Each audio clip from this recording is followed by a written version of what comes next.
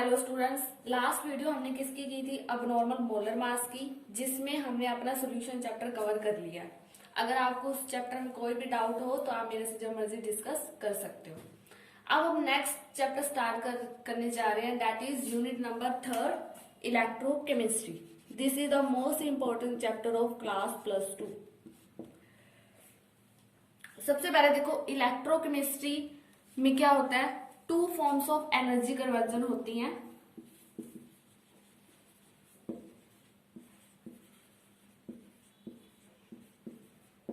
आज हम सिर्फ बेसिक डिस्कस करेंगे इसका। एक होती है इसमें इलेक्ट्रिकल एनर्जी,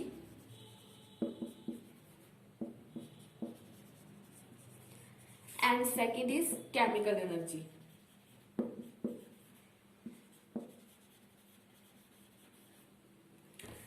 अगर इलेक्ट्रिकल एनर्जी केमिकल एनर्जी में कन्वर्ट हो रही है तो उस सेल को हम बोलेंगे इलेक्ट्रोलिटिक सेल। मीन्स जब हमारी electrical energy converts to chemical energy, that cell is known as electrolytic cell. ये सेल आप मोस्टली देखते हो, जैसे हमारे घड़ी के सेल होते हैं, या जब हम मोबाइल की बैटरी चार्ज लगाते हो तो उसमें क्या होता है, इलेक्ट्रिकल एनर्जी केमिकल एनर्जी में कन्वर्ट होती है, तो उस सेल को हम क्या बोलते हैं? Electrolytic cell. अगर हमारे सेल में केमिकल एनर्जी कन्वर्ट हो रही है इलेक्ट्रिकल एनर्जी में, तो उस सेल को हम बोलेंगे electrochemical cell. That cell is known as electrochemical cell। तो मैंने क्या बोला कि इलेक्ट्रोकेमिस्ट्री में हम two forms of energy conversion देखते हैं। First is electrical energy, second is chemical energy. अगर इलेक्ट्रिकल एनर्जी केमिकल एनर्जी में कन्वर्ट हो रही है तो वो सेल हमारा क्या होगा? Electrolytic cell. अगर केमिकल एनर्जी इलेक्ट्रिकल एनर्जी में कन्वर्ट हो रही है तो वो हमारा सेल क्या होगा? Electrochemical cell. And this cell is also known as Daniell cell, galvanic cell या वोल्टाइक सेल। कुछ भी नेम से आपको एग्जाम में भी पूछा आ सकता है, तो आपको ये सारे नेम इसके पता होने चाहिए। अब देखो, इलेक्ट्रोलिटिक सेल की बात हम अभी नहीं करेंगे, सबसे पहले हम डिस्कस करेंगे इलेक्ट्रोकेमिकल सेल। तो इस सेल को डिस्कस करने से पहले हमें रिडॉक्स रिएक्शन का बेसिक पता होना बहुत जरूरी है। सबसे पहले हमें पता है कि रिडॉक्स रिएक्शन क्या होती है। हमने +1 में भी ये चैप्टर किया है कि रिडॉक्स रिएक्शन क्या हो, जिसमें ऑक्सीडेशन भी हो एज वेल एज रिडक्शन भी हो, तो उसे हम क्या बोलते हैं? Redox reaction. ये जो हमारा इलेक्ट्रोकेमिकल सेल है, इसमें जो रिएक्शन होती है वो क्या होती है? Non spontaneous. एंड जो इलेक्ट्रोकेमिकल सेल है, इसमें रिएक्शन होती है स्पॉन्टेनियस। अब सबसे पहले ये मतलब समझो कि स्पॉन्टेनियस एंड नॉन स्पॉन्टेनियस का मतलब क्या है। देखो, स्पॉन्टेनियस वो है कि हमारी केमिकल रिएक्शन से हमें इलेक्ट्रिसिटी मिल रही है, एंड नॉन स्पॉन्टेनियस का मतलब क्या है कि कोई भी केमिकल रिएक्शन करवाने के लिए हमें बाहर से इलेक्ट्रिसिटी सप्लाई करनी पड़ेगी, तो उसे हम क्या बोलते हैं? Non spontaneous. इसके हम एग्जाम्पल भी देख सकते हैं, जैसे हम टी बनाते हैं तो टी क्या होती है? अपने आप ठंडी हो जाती है, तो वो हमारे पास क्या है? स्पॉन्टेनियस। अब उसको हीट करने के लिए, गर्म करने के लिए हमें उसको गैस पे रखना पड़ेगा, तो वो रिएक्शन हमारी क्या होती है? Non spontaneous. अपने आप ठंडा होना कि हमने कोई उसको इलेक्ट्रिसिटी नहीं दी, तो वो क्या है? स्पॉन्टेनियस। जब हमने चाय को गर्म करने के लिए उसको गैस पे रखा, मीन्स हमने बाहर से उसको इलेक्ट्रिसिटी सप्लाई की, तो वो रिएक्शन हमारे पास क्या है? Non spontaneous. अब हम पहले रिडॉक्स रिएक्शन का थोड़ा सा बेसिक अंडरस्टैंड कर ले। तो हम देखते हैं कि हमें रिडॉक्स रिएक्शन में सबसे पहले कौन कौन सी चीजें पता होनी चाहिए। फर्स्ट है ऑक्सीडेशन नंबर। ऑक्सीडेशन नंबर का मतलब क्या है कि जो हमारा सेंट्रल एटम है उस पे टोटल नेट चार्ज कितना है। तो उसके लिए आपको ये थोड़े से मैंने मेन एलिमेंट लिखे हैं, तो इन आयंस के ऊपर जो चार्ज होता है वो आपको पता होना चाहिए। वैसे ऑलमोस्ट काफी सारे आयंस होते हैं, बट जो हमने मोस्ट कॉमनली यूज करनी है वो हमारे आयंस ये वाले हैं। सबसे पहले देखो oxidation number, let us consider, मेरे पास एग्जांपल है KMnO4 की, पोटेशियम पर मैग्नेट। इसमें मैंने अंडरलाइन किया हुआ है मैग्नीज, मीन्स हमें मैग्नीज का ऑक्सीडेशन नंबर फाइंड आउट करना है। देखो, जो एल्कली मेटल है, जो कैटायन है, उसके हम oxidation number easily find out कर सकते हैं बाय वैलेंसी। अब ऑक्सीजन पे पता हमें -2 चार्ज होता है। पोटेशियम का अगर आपको नहीं भी पता तो इसका एटॉमिक नंबर कितना होता है 19। तो वैलेंसी हम कैसे निकालते हैं 2 8 8 1 8 और 8 16 16 plus 2 18 18 plus 1 19। According to octet rule last shell में कितने होने चाहिए 8 इलेक्ट्रॉन। तो ये पोटेशियम क्या करेगा अपना 1 इलेक्ट्रॉन लूज कर देगा, तो इस पे चार्ज कितना आ गया +1। तो बस जिसका फाइंड आउट करना उसको x कंसीडर करो, x +1 4 × 2 -8 = 0, x -7 = 0, x = 7। तो मैग्नीज के ऊपर कितना चार्ज होता है +7। उसी तरह अगर हमने लेड नाइट्रेट का फाइंड आउट करना है, लेड का हमें नहीं पता, इसको x कंसीडर करो। NO3 हमारा कितना है -1 चार्ज, तो x कितने हैं 2 2 - 1 2 = 0, x = 2। तो लेड के ऊपर कितना चार्ज आ गया +2। ऐसे हम ऑक्सीडेशन नंबर फाइंड आउट करते हैं। नेक्स्ट हमारे पास क्या आता है oxidising agent and reducing agent. हमें पता है कि ऑक्सीडेशन क्या होता है जिसमें लॉस ऑफ इलेक्ट्रॉन हो, एंड रिडक्शन क्या होता है जिसमें गेन ऑफ इलेक्ट्रॉन हो।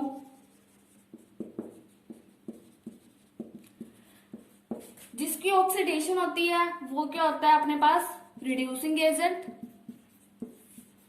एंड जिसकी रिडक्शन होती है वो हम क्या कंसीडर करते हैं ऑक्सीडाइजिंग एजेंट। अगर हम इसको अनदर टर्म में बोले तो ऑक्सीडाइजिंग एजेंट वो है जो सामने वाले को क्या करे ऑक्सीडाइज एंड खुद क्या हो रिड्यूस, वो हमारे पास क्या होता है reducing agent. And oxidising agent क्या है जो सामने वाले को क्या करे रिड्यूस एंड खुद क्या हो ऑक्सीडाइज, तो उसे हम क्या बोलते हैं ऑक्सीडाइजिंग एजेंट। अगर आपको ऐसे नहीं समझ आता तो सिंपली देखो जिसकी ऑक्सीडेशन होगी वो क्या होगा रिड्यूसिंग एजेंट, एंड जिसकी रिडक्शन होगी वो क्या होगा आपके पास ऑक्सीडाइजिंग एजेंट। एक थर्ड चीज बैलेंस द रिडॉक्स रिएक्शन। इसमें वैसे हमारे पास 2 मेथड्स होते हैं, एक oxidation number method and ion electron method. हमने सिर्फ डिस्कस करना है आयन इलेक्ट्रॉन मेथड। एग्जांपल देखो, जैसे मान लो मेरे पास एग्जांपल है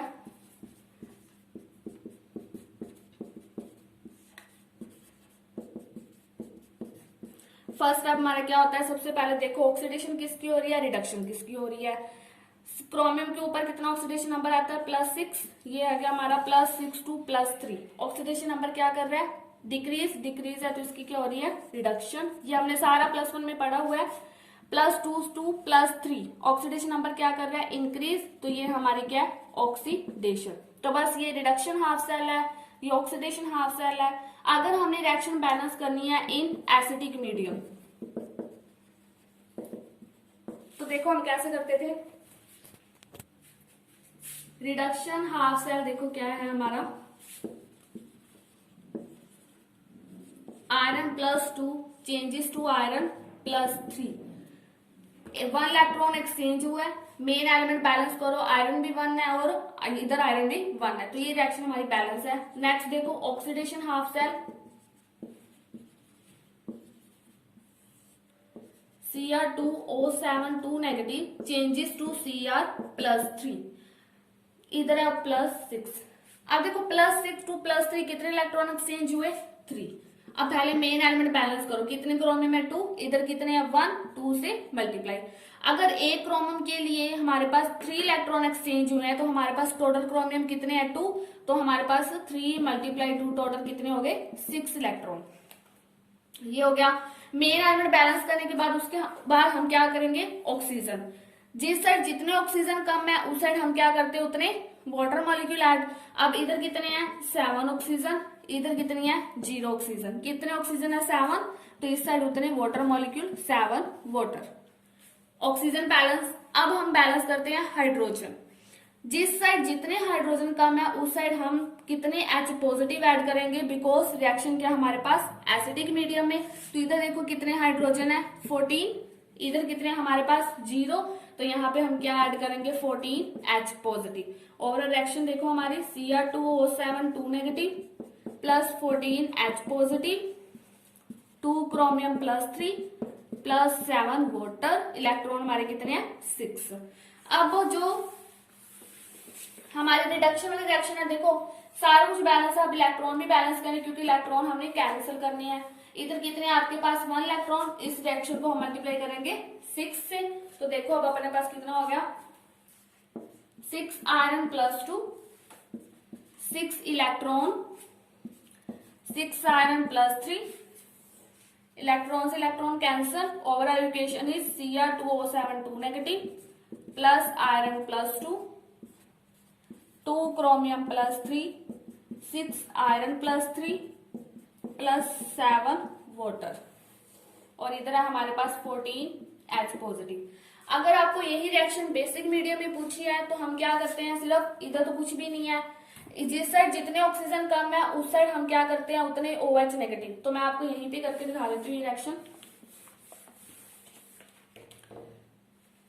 2 क्रोमियम है, इधर हमारे पास 6 इलेक्ट्रॉन है। देखो इधर ऑक्सीजन कितने हैं, 7 कम है ना, बेसिक मीडियम में करनी है रिएक्शन, तो हम क्या करेंगे 7 OH नेगेटिव, इधर हमारे पास उतने वाटर मॉलिक्यूल, फिर जितने वाटर मॉलिक्यूल हम यहाँ ऐड करते हैं दूसरी साइड वापस उतने फिर OH नेगेटिव, यही करते हैं। अब देखो इधर कितने अपने पास 14 ऑक्सीजन, इधर कितने हमारे पास 7 प्लस 7 14 ऑक्सीजन। हाइड्रोजन देखो इधर कितने हैं 14, इधर भी कितने हैं 14, तो रिएक्शन हमारी बैलेंस है। अगर एसिडिक मीडियम में पूछा है तो वाटर ऐड करो, बेसिक मीडियम में पूछा है तो 2 टाइम्स OH नेगेटिव ऐड करके दूसरी साइड उतने वाटर मॉलिक्यूल ऐड कर दो। तो ये रहा हमारा बेसिक रिडॉक्स रिएक्शन का। अब हम समझते हैं कि जो इलेक्ट्रोकेमिकल सेल है उसकी हिस्ट्री क्या है। अब हम डिस्कस करते हैं कि इलेक्ट्रोकेमिकल सेल की हिस्ट्री क्या है। देखो ये सेल बना कैसे और साइंटिस्ट के दिमाग में ये आइडिया आया कहां से। उन्होंने क्या किया, एक रिडॉक्स रिएक्शन करवाई। कैसे, उन्होंने क्या किया, एक कंटेनर ले लिया जिसके अंदर कॉपर सल्फेट का एक्वस सोल्यूशन लिया, मीन्स यहाँ पे सारे कॉपर प्लस 2 प्रेजेंट है। कॉपर सल्फेट एक्वस कौन से कलर का होता है, ब्लू कलर का। इसके अंदर उन्होंने क्या लगा दी, एक जिंक की रोड। ये है हमारे पास जिंक रोड। ये अभी बेसिक है, इलेक्ट्रोकेमिकल सेल की कंस्ट्रक्शन अभी हम आगे करेंगे। यहां पे लगा दिया था उन्होंने थर्मामीटर,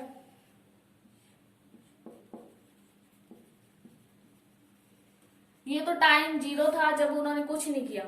जब उन्होंने थोड़े टाइम आके इस सेल को देखा, मीन्स आफ्टर टाइम T, तो ये जो जिंक रोड थी ये डिसॉल्व होना स्टार्ट हो गई थी इस सोल्यूशन में, जिसकी वजह से जिंक क्या कर रहा था, इलेक्ट्रॉन लॉस कर रहा था। तो हमने क्या देखा, जिंक डिसॉल्व होते होते जिंक का साइज होने लग गया डिक्रीज। कुछ ऐसे ये डिसॉल्व होना स्टार्ट हुई एक्वा सोल्यूशन में, और जो टेम्परेचर था हमारा ये राइज होना स्टार्ट हुआ। एंड जो कॉपर ब्लू कलर का था, जब टाइम T के बाद देखा कि जिंक रोड इस सोल्यूशन में डिसॉल्व हुई, तो जो कॉपर ब्लू कलर का था उसका कलर क्या हो गया, फिर कॉपर हमें यहाँ पे रेड कलर का मिला।